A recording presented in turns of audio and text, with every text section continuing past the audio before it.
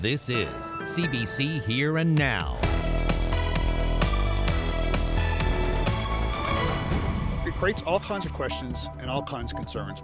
A former cop and former premier wants answers on why speeding ticket numbers were so low.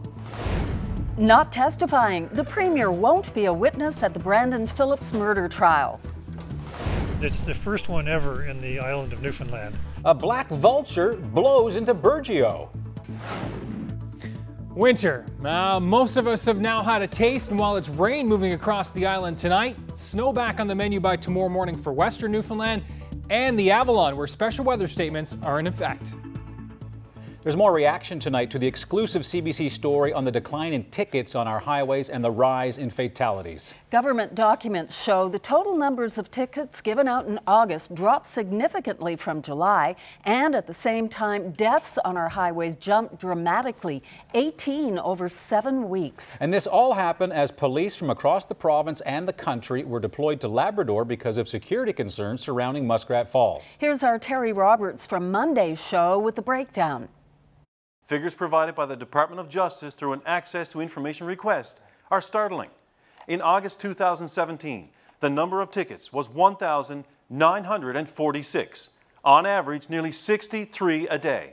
Compare that to August 2016, 3,324, or 107 tickets every day. That's a drop of 41%. And a significant decrease. Today, opposition leader and former RNC officer Paul Davis reacted to those numbers. It's exactly what I expected based on what I've heard over the last few months of deployment of police officers from the island to Labrador. I expected there's no way that for the full summer they could keep up the operational levels that have existed. And it creates all kinds of questions and all kinds of concerns. We know we had a devastating summer on highways in our province, and I'm not trying to say that police officers being deployed to Labrador is a direct cause of that. But we know that if there's police cars on the highways that are doing patrols, doing traffic patrols, or issuing tickets, or watching traffic, if they're there day after day after day, it impacts drivers. Drivers have a tendency to slow down, to drive more carefully and watch what they're doing. If you drive a stretch of highway, let's use Carbonear to St. John's, and which we know there's been several fatalities and serious crashes. And if every day you drive to work and you see 1 or 2 or 3 police cars, and on the way home you see 1 or 2 or 3 police cars, you become very quickly to accept that I'm going to see a police car, I better drive safely. In September, the Justice Minister said there's no connection between the number of officers on our roads and the police deployment mentioned there to Muskrat Falls. There was no linkage whatsoever between Muskrat Falls deployment and people being on the ground. In fact, to make up the force that went to Muskrat Falls, we deployed officers from all over this country, from RCMP all over, in fact, members of the RNC. So that is not linked whatsoever. Well, Paul Davis doesn't see it that way. I can't accept there's absolutely no correlation. I talked to police officers around the province, and I know that their offices and detachments and so on were skinned out for everybody that could be deployed to Labrador was deployed to Labrador. I don't understand politically why the Minister Day won't actually give the number. How many police officers were actually from the island were deployed to Labrador during the summer? He's referenced, well, they brought police officers in from outside the province. Well, today there's no reason why you can't disclose what are those actual numbers. The operation is over. So there shouldn't be a concern about a rise in crime or criminals taking advantage of a point where there's less police officers in the province. Operation's over, doesn't exist anymore. Just give the information. There's a minister and a government who campaigned on openness and transparency, that they were going to provide information like never seen before, and we can't get answers to very simple questions on this. So your point is that you can understand why they wouldn't say we're moving a lot of police resources to Labrador, so fill your boots if you want to speed, right? Well, yeah, exactly. So it makes good sense why you wouldn't clearly state that. Oh, there's going to be a shortage of traffic officers throughout the summer. I mean, that's telecasting the wrong message to motorists. And you would never do that. But now that the operation's over, well, tell us exactly what happened. How did the police end up in Labrador? Who requested it? The minister said, well, he doesn't direct the RCMP or the RNC. Well, fair enough. Well, how did all these officers end up in Labrador? Somebody must have said, we've got an operational plan, we've got some work we're going to do, we're worried about protests or blockades, or why is it that all these police officers ended up, someone gave direction somewhere or requested it, but the minister's not saying. Now, the RCMP has declined to give an explanation as to why ticket numbers were so much lower and told us today we won't be doing an interview at this time. It's worth noting that some Mounties expressed to us they were concerned about the lack of enforcement. Now, this afternoon I put in a request for Justice Minister Andrew Parsons to come on the show tomorrow, but he's currently in his district. Well, people living on a cul-de-sac in Conception Bay South were shaken earlier this week when men in a blue van tried to get an 8-year-old boy to come to them. This van followed a school bus on to Starrigan Place in CBS. When the van stopped, a man in the van knocked on the window twice, motioning for an 8-year-old boy to come to the window. The boy's father, Imran Azizan, says it was a frightening situation. I was crying. And he ran back. He ran to the house as my eldest son came out to look at the person in the van to kind of give him a stare down. Azizan says the boys ran into the house, locked the doors, and called 911. And then the van turned around and left the cul-de-sac. He says a neighbor saw what was going on, thought it was odd, and snapped a picture of the van on his phone. Azizan says a graphic artist has enhanced the license plate to show a Z and the numbers 527. Azizan says he's taken the image to the RNC. Police say they are investigating. Fire severely damaged this house in Paradise. Crews were called to the home on Ashland Crescent just after 5 a.m. and by the time they arrived, flames were shooting out of the bungalow. They managed to get the fire under control within 30 minutes, but by then, large sections of the structure were damaged. The roof was destroyed. There were no injuries reported. There was also a house fire in Happy Valley Goose Bay this afternoon. The fire gutted this home. Although no one was inside at the time, it appears the fire started in the kitchen. There were 3 cats inside. The fire department says they were not hurt. 2 new passenger ferries that will operate between St. Pierre and Miquelon and the south coast have arrived in Fortune Bay. The boats traveled here from Turkey aboard the Atlantic Winter. The names of the ferries are the Nordet and Suroît, and they should go into service in the new year. The boats can hold 200 passengers, 15 vehicles, and 3 tractor trailers. It's anticipated their presence will see more freight movement in the area and increased tourism on the Burin Peninsula. Both vessels will undergo a few weeks of sea trials before beginning their voyages to Fortune. Marine Atlantic is investigating how much it will cost to repair a damaged dock in Argentia. This after a hit and sail over the weekend.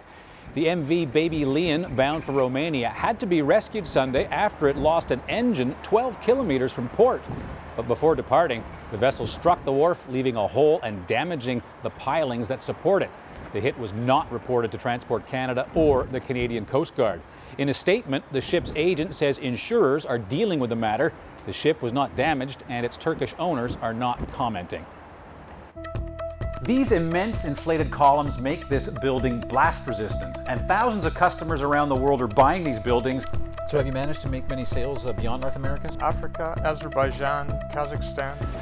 And they're made right here in Grand Bank. There was a major development today at the Brandon Phillips murder trial. The defense rested its case without calling a single witness. Here Now's Fred Hutton has been covering this trial, and he joins us live in the studio now with the very latest. Fred? Well, Anthony, the decision by the defense means that we won't be hearing from any more witnesses in this trial, including Premier Dwight Ball, his daughter Jade, and of course, Brandon Phillips himself. Now, 3.5 weeks into the trial, defense lawyer Mark Rushy took just a few seconds today to inform the court they would not be calling any witnesses at all.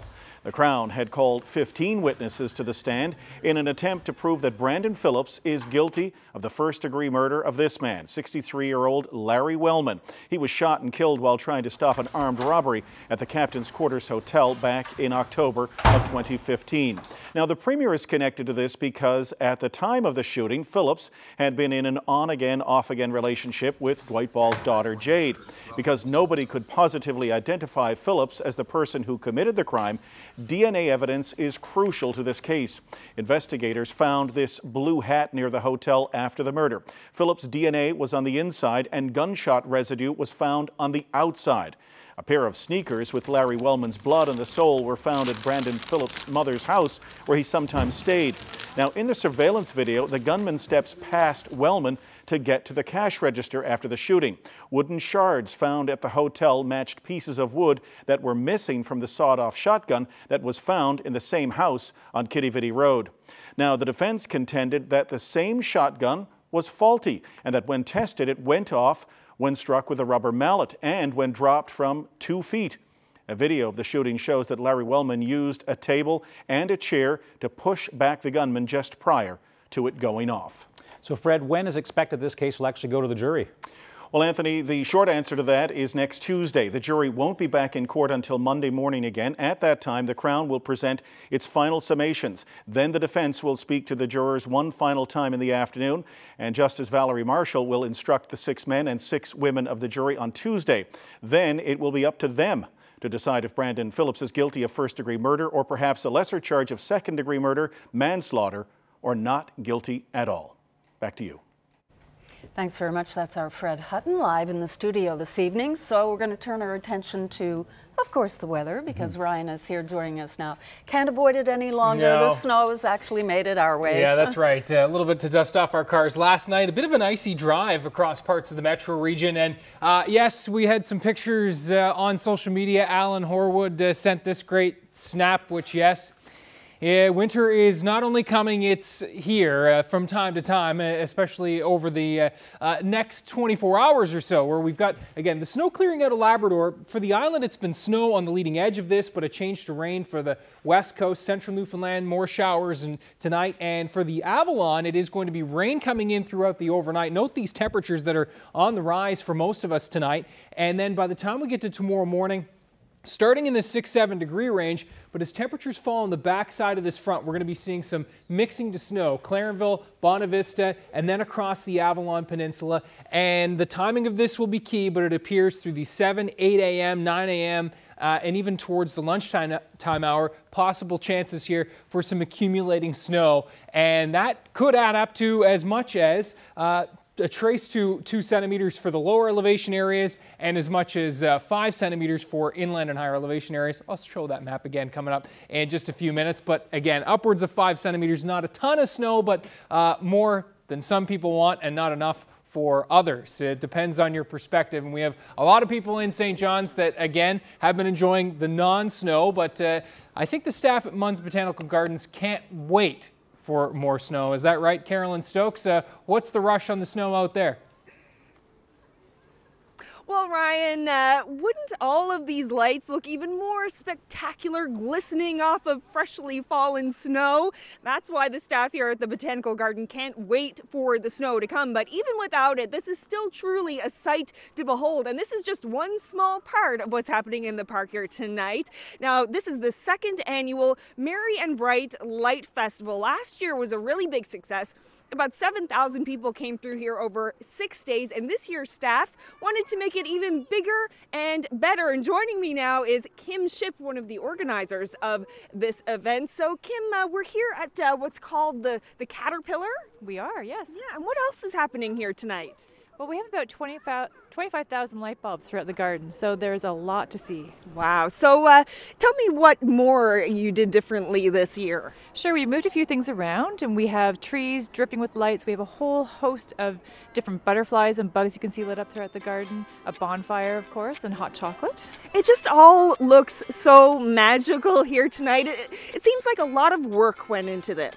Yes, we've been at this since middle of October, actually. Okay. So you're expecting a big crowd. Last year was super successful. You weren't expecting 7,000 people to come through, I guess. No, but we were pretty excited, and so we thought we'd have a few more nights to have all the other people who didn't get a chance to see it come this year. So what kind of a crowd are you expecting here this year? We're hoping between 10 and 15,000 will come out. Wow. So what sorts of things will they see here? Well, they'll see all kinds of flashing lights. They can walk. We have over 200 candles lit throughout the garden, which is pretty lovely. And I guess this is a nice way for people to come out and support the garden as well. It is. I mean, the garden looks so different now than it does in the middle of the summer, and so it's a nice way to see the garden in a new light. Okay, well, it looks just fantastic, and I hear that there's some hot chocolate on the go here tonight as well. There is. All right. Well, Kim Ship, I think that we should go check it out. Thank you so much. Thank you. Reporting live for Here and Now, I'm Carolyn Stokes.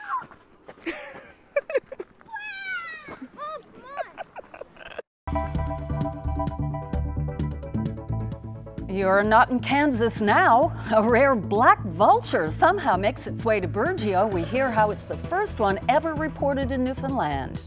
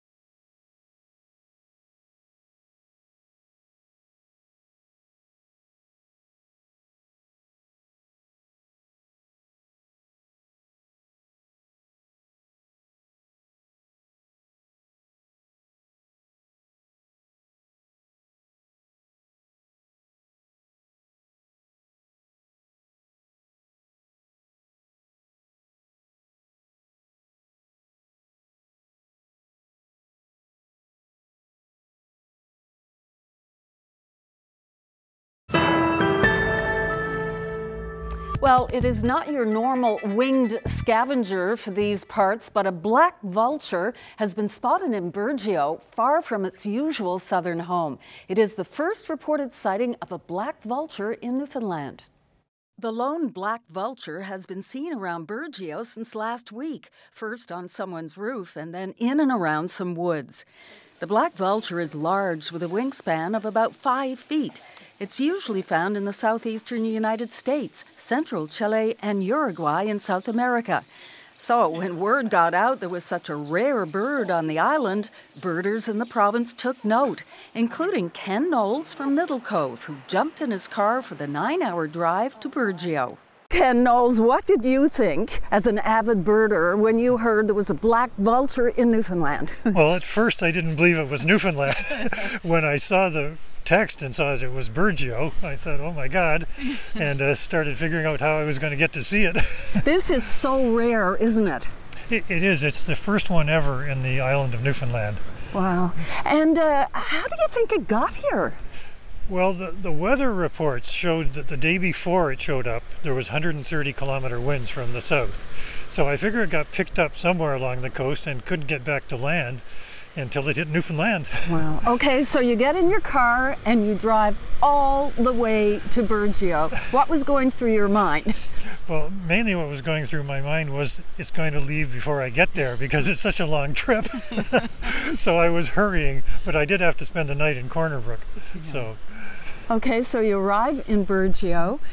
What happened then? I looked around for 2 hours, and it's a very widespread town. I was surprised, and there's so many places to look, and I couldn't find it, and I was despairing, but I kept going back to the place where it had been seen the day before. It was on a rooftop, wasn't it? Originally, yes, but then it had moved to another area. So I kept going back there, and I was just standing around kind of resting when all of a sudden in it flew, and I saw these huge wings and the silver wingtips. I knew what it was, and you know, my heart just about stopped. And fortunately it didn't fly away. It landed in a tree not too far from me. So I was able to, you know, contact people and get some photos. So I understand that it came in from the water side, and you were describing that it went up over trees. Just tell me what that was like. Yeah, I was standing just looking out over a little cove of water, and somehow it came from behind me and flew along, and I was just so afraid it was going to go over the trees, but it landed on a close tree like here, and eventually came out in the open for some nice photos. And then they get bothered by the crows. They hassle them because they think they're like a hawk. And so eventually, it was only about 5 minutes, and then it dove over the trees and hid itself down in amongst them. What did it look like when you saw it? Did it look healthy? What was it like?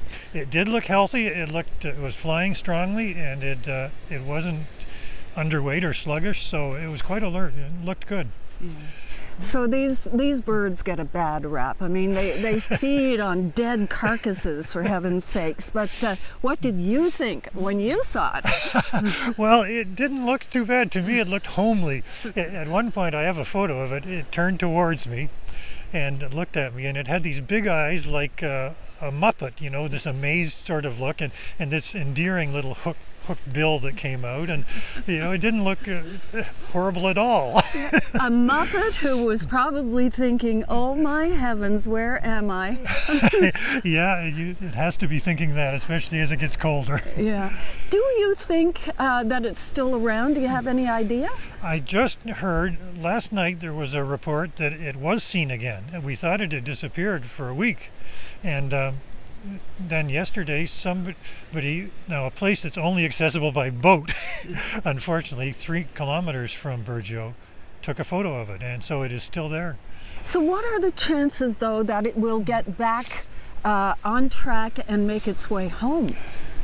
I think because it's afraid to cross water that it may not. It may just try to live the rest of its days here in Newfoundland, and it's going to have a hard go of it, but if it finds a garbage dump or a moose carcass, you know, that'll help it through. And the cold won't kill it? It's more often the lack of food combined with the cold that'll kill it. So if it can get food, that's the key. If it has to live out its days here, it's going to be a very lonely black vulture, isn't it? It is. It won't be in my lifetime that another black vulture appears in Newfoundland. Well, Ken Knowles, thanks for sharing quite the experience. You're very welcome. I enjoyed it. He's such a passionate birder, and he was telling me, well, he was so excited, as you could see, about seeing the black vulture, but just last month, he and his wife drove to Labrador to see a bird, an Asian, I forget what it's called, yellow-breasted bunting or something like that. Like, is it as attractive as the vulture? Probably more. Yeah. So. Newfoundland, come for the ocean, but stay for the roadkill. You mentioned that moose. That's why that thing came here.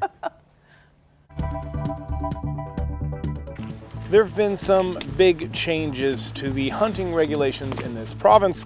To learn a little bit more about it, I decided to suit up and join the man who pushed for that change. I'm Germain, I'll have that story coming up.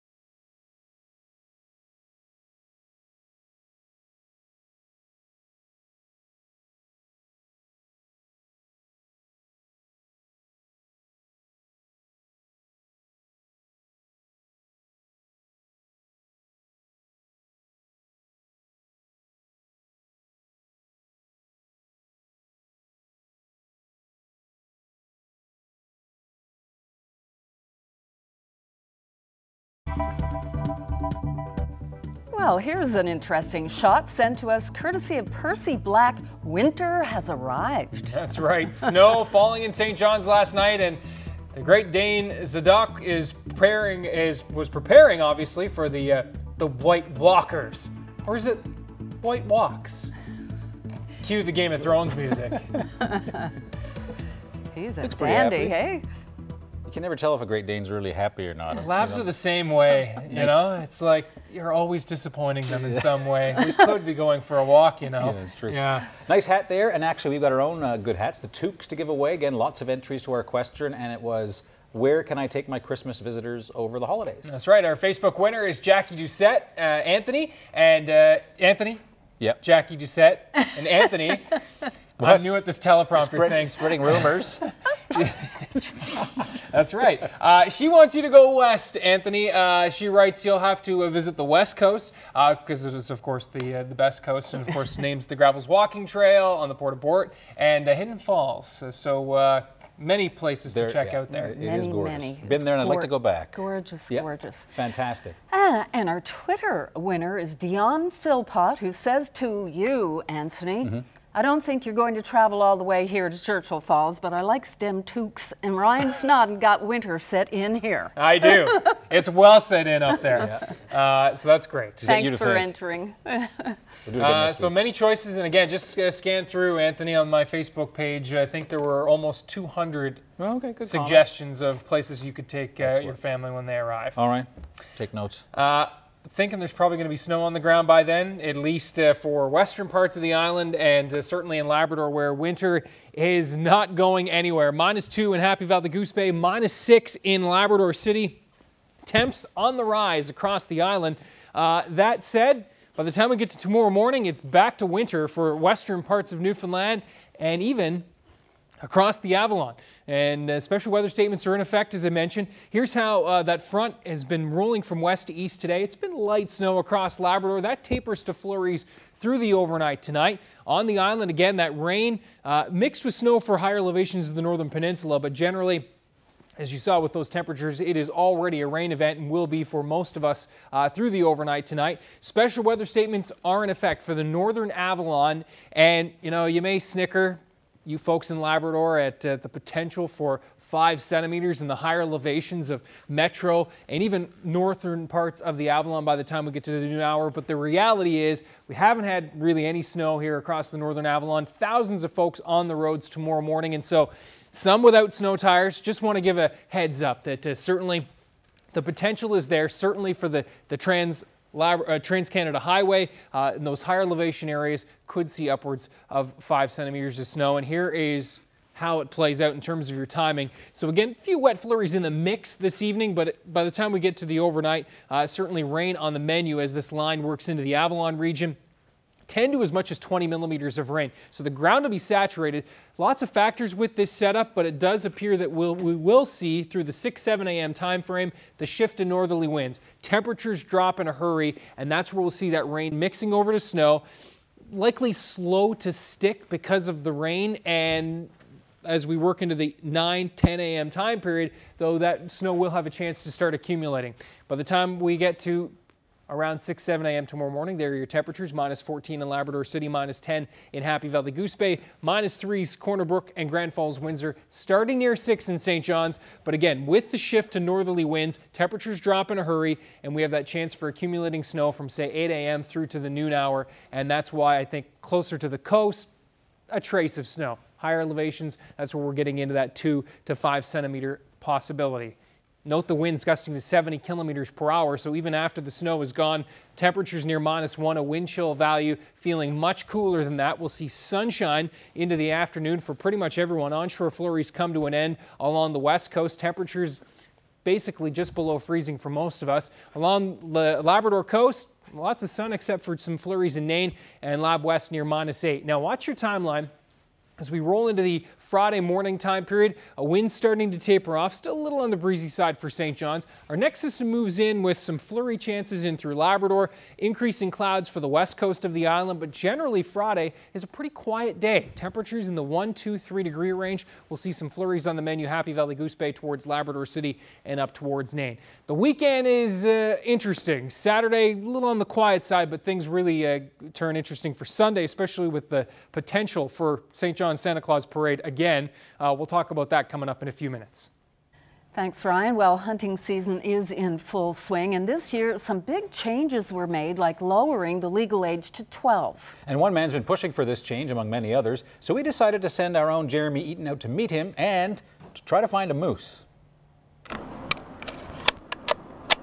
Always put it down. When you put it back in, just make sure it's locked down. If it does not lock down, you will not fire. The hunting age minimum just got reduced here in Newfoundland and Labrador, and before that we had the highest hunting age minimum in all of North America at 16 and 18 for small game and big game respectively. It is now at 12 years old for small game, 16 for big game. That's what qualified, licensed, adult supervision at arm's length, eye-to-eye supervision at all times. As I said in a radio interview for CBC, I'm over the moon. It has nothing but positive implications for the hunting here in Newfoundland and Labrador by starting our kids off early at a younger age, and we're not saying as soon as a kid turns 12 that you have to begin hunting.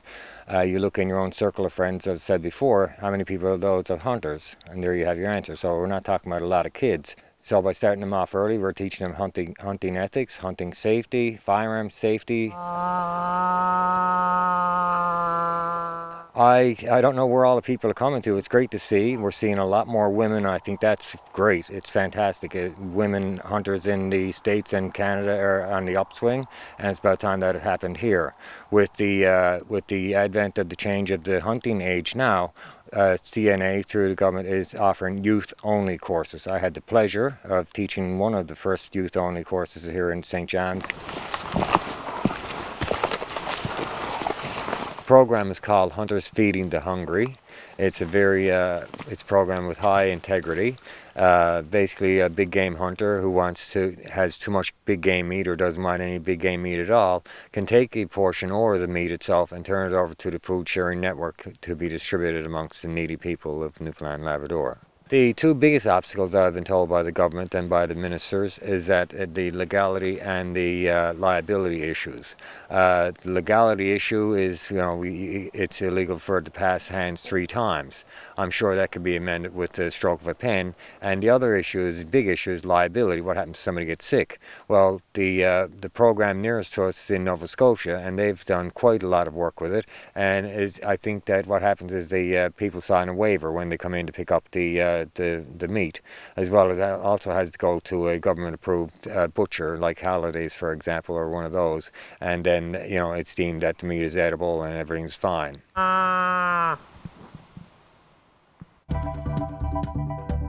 For me, the experience of resettlement is that of a refugee. I never really found home. I never really put my roots down again.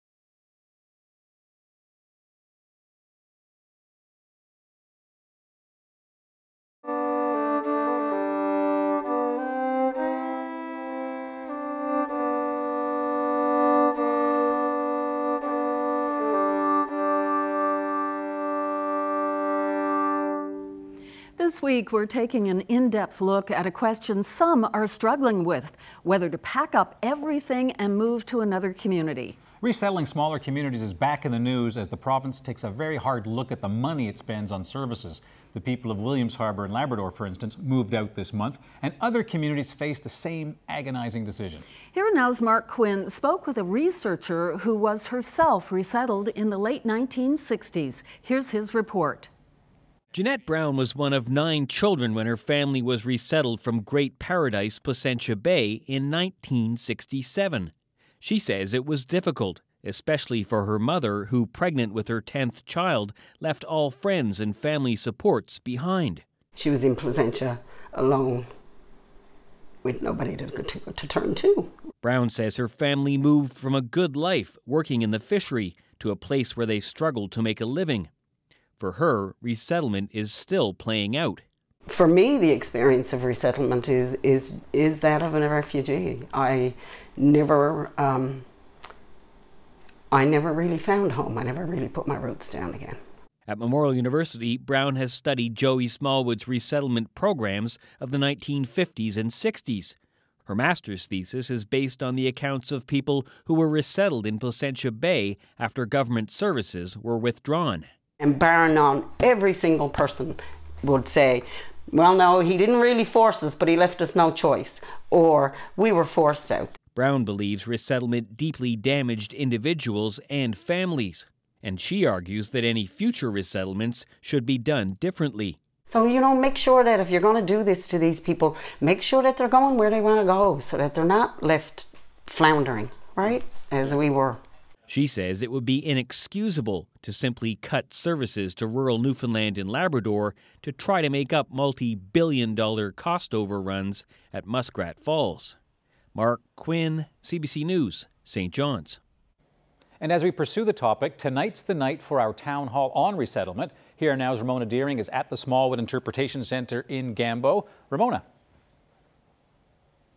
Indeed, Anthony, and so many references to Joey Smallwood just now. Well, Joey Smallwood is absolutely all around this place. His ghost, if you want to call it that, looms large here. We are holding a town hall on resettlement, and we're not focused so much on the past, although, of course, that has a lot of bearing.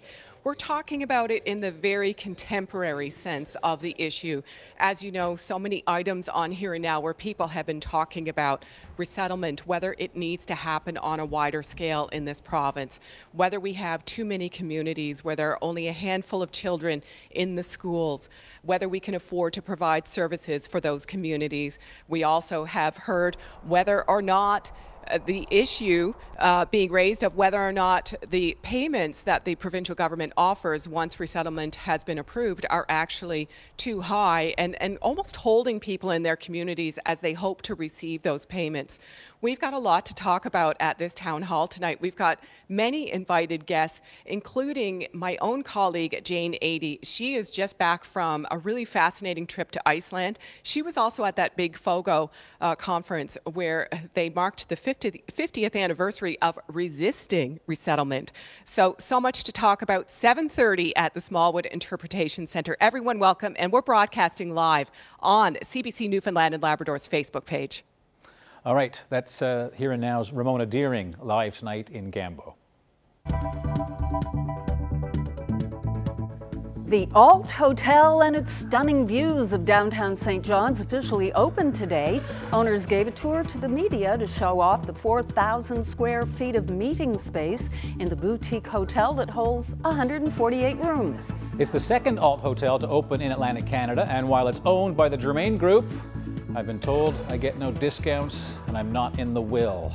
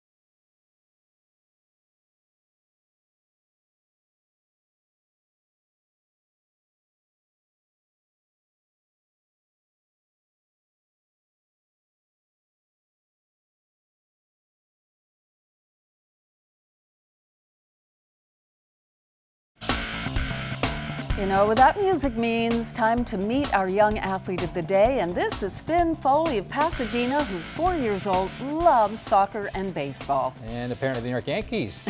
Finn played with the Pasadena Minor Soccer Association, also played baseball with the Pasadena Pirates.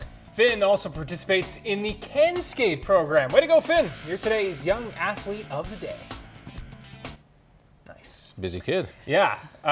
So we've had some busy shows. So for the last couple of weeks, the weather word of the week has been hiatus. I know, but by popular demand, it's back. And tonight's word? Dry it. How do we? Dry I it. believe it's drite. Drite? Drite. Oh, that was dry it. I have no idea. That's a new one to me. I believe it's open to interpretation. It's when there's so much drizzle you can't get enough to eat. Yeah.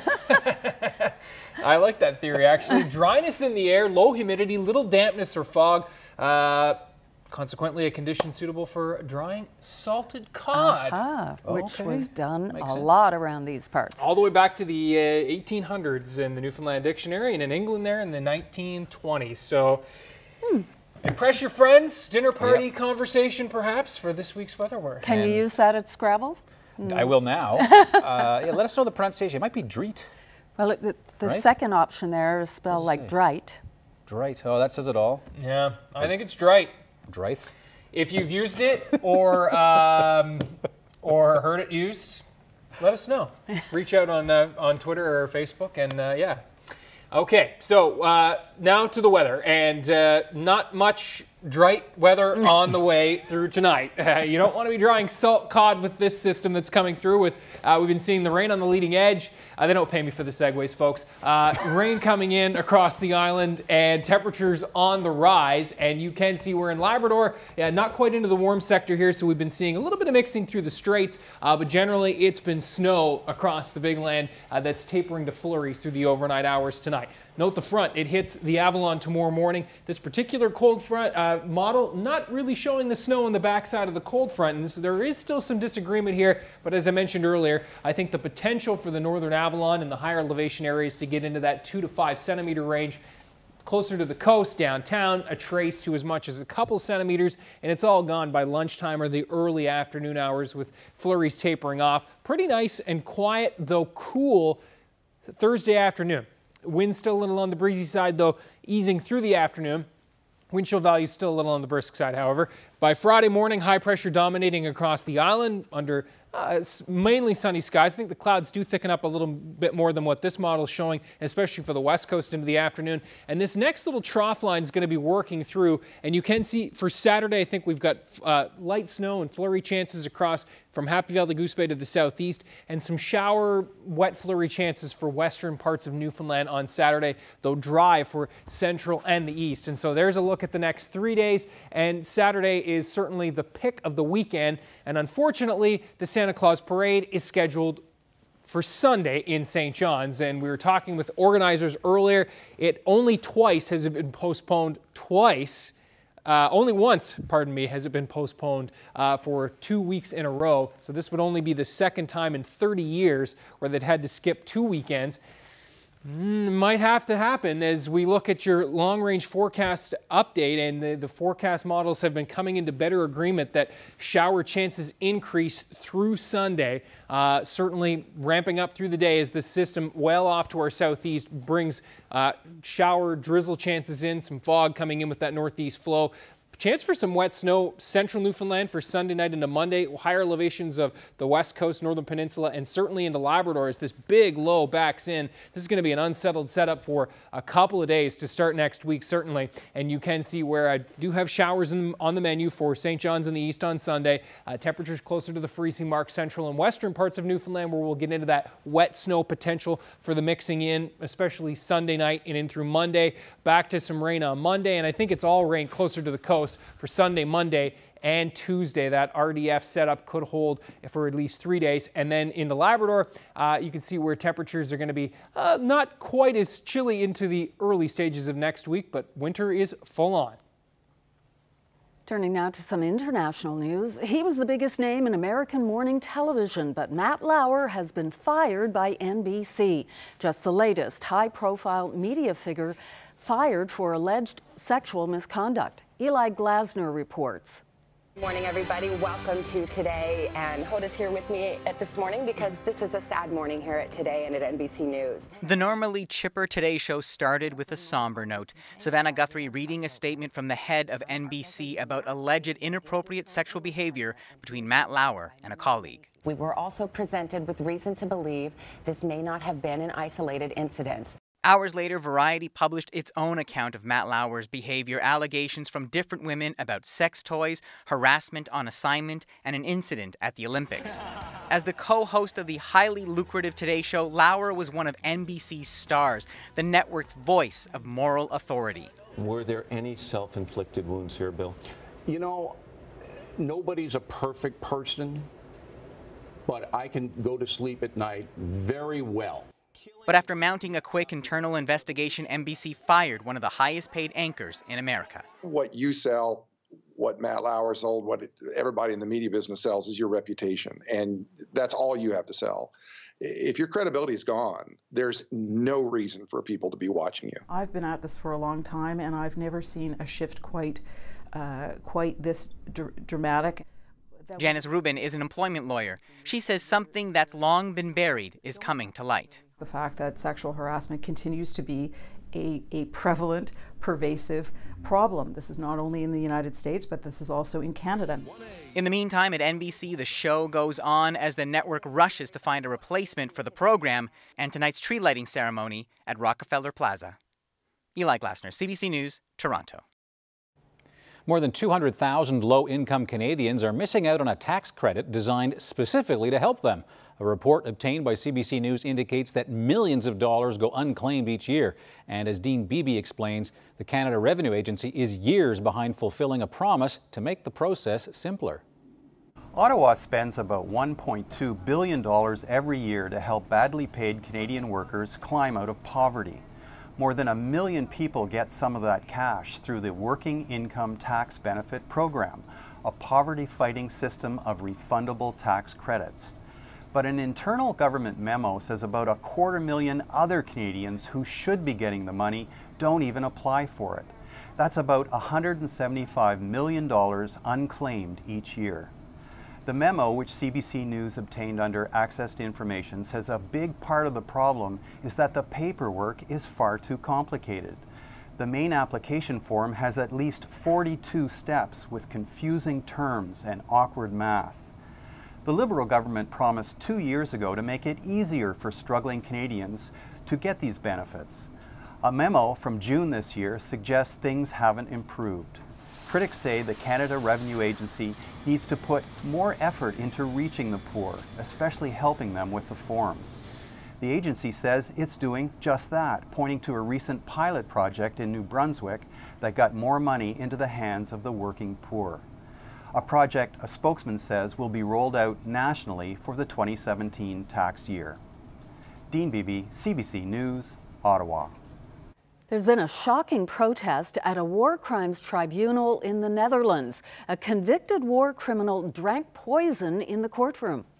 Stop, please. Please sit down. A former commander of Croatian forces during the Bosnian War told the court he was not a criminal and that he had taken poison.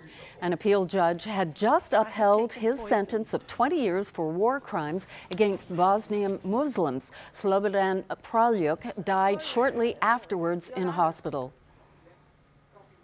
A judge from Alberta is joining the Supreme Court of Canada. Prime Minister Justin Trudeau is naming Sheila Martin to the country's highest court. Martin was born and raised in Montreal, but has spent her legal career in Western Canada. She currently sits on the Courts of Appeal for Alberta, the Northwest Territories, and Nunavut. She replaces Chief Justice Beverly McLaughlin, who retires next month. Statistics Canada is releasing the final numbers from the 2016 census. The focus is on education and the changing way we work. And Canada is leading the way among other countries for higher education numbers. Among the highlights, 54% of Canadians have a college diploma or university degree. That's an almost 6% increase from 2006 to 2016.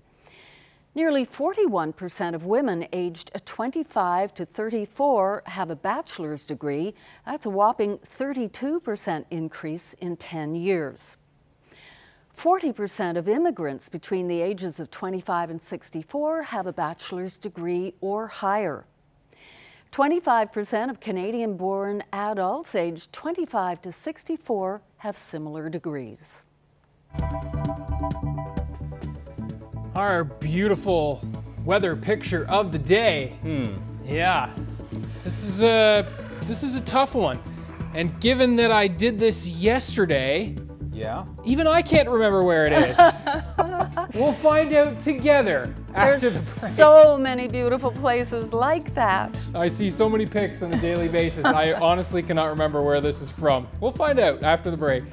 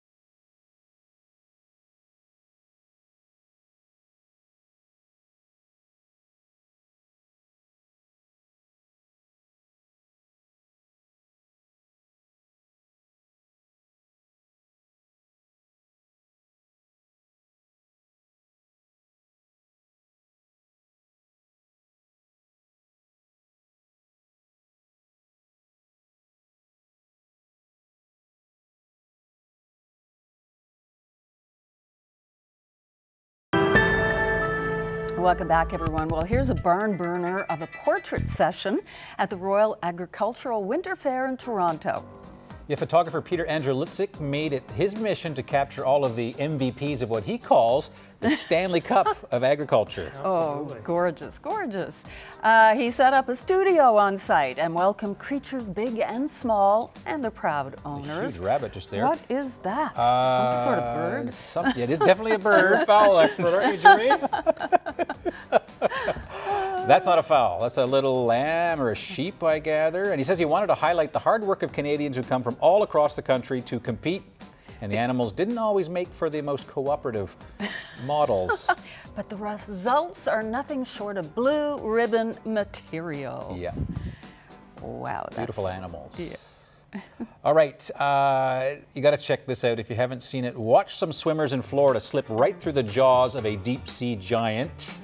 Kenny Melendez was taking his drone for a spin in Miami Beach. Oh my gosh, when he spotted what he says looked like a moving shadow. Look at that guy. He captured a striped tiger shark cruising by some people taking an early morning dip, blissfully unaware. Wow. You see the fin comes up every now and then, but they don't seem to understand that the fin signifies a very large predator. On the other hand, sharks, maybe sharks get a bad rap. 2 to 3 meters long. Yeah. So close to shore. I hear that shark attacks happen very close to shore. If that was me, I think I'd be just better off not knowing, right? Like them. Yeah, like that's right. Just oblivious.